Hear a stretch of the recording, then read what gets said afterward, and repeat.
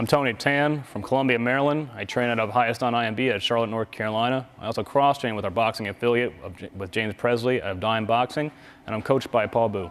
I've been wrestling my whole life, ever since I was 14, high school, college. When I moved to North Carolina, I really didn't have anything else to do. Wrestling's not very big down here for anyone post-college, so I thought I'd challenge myself and jump into mixed martial arts. I've been doing that for about 5 years under Paul Boo. I really think that my strengths are my versatility, my wrestling, and my scrambles. What I've been working on a lot lately has been my cardio, making sure that I can go the distance every fight. I fight at lightweight, 155. I don't usually cut a lot of weight. I found that after one wrestling tournament a few years ago, I had cut a lot of weight in a week, and I actually did a lot worse than I'd wanted to. So I figured, the next year I bumped up a weight class, and I felt a lot stronger, and I did a lot better.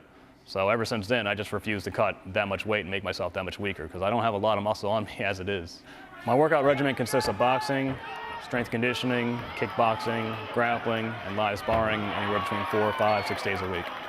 I guess my agreement with my wife was that I'd take it one fight at a time. I never even thought I'd make it this far, to be honest with you.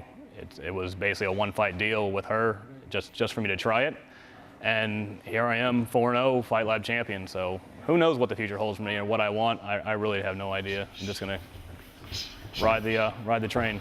What got me into sport was, a lot of people look back at the UFC and they say Royce Gracie was the #1 guy. Well, back then it wasn't Royce Gracie to me.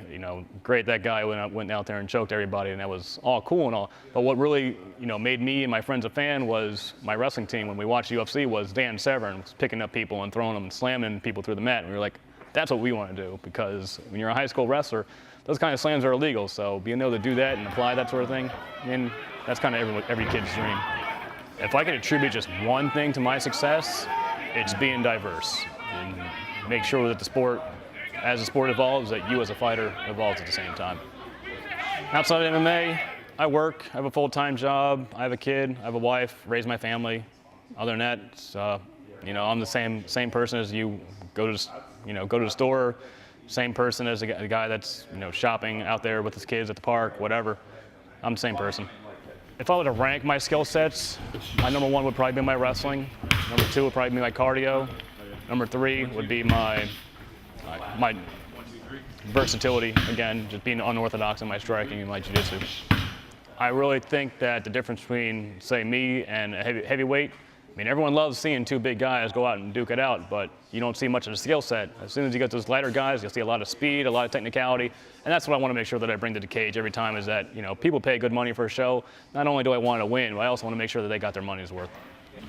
You may have heard of this guy, Tom Ziegler. He's the commentator for MMA On the Rise. I remember at Kevin Ferrant's last amateur title fight against Jason Landberger, he had won, and I was talking with Tom. I was like, hey, Tom, do you think I could do that? I'd been coaching Kevin and working with Kevin for a while, and I hadn't yet fought. And Tom looked at me and said, absolutely. And that was probably one of my convincing points as to why I wanted to fight.